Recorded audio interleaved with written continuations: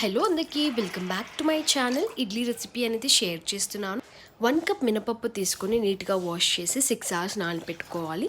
నానబెట్టుకున్న దాంట్లో 1 cup మినపప్పుకి 2 cups of idli రవ్వ తీసుకొని వాష్ చేసుకొని 1 hour బిఫోర్ మిక్సీకి నానబెట్టుకొని గ్రైండ్ చేసుకోవాలి.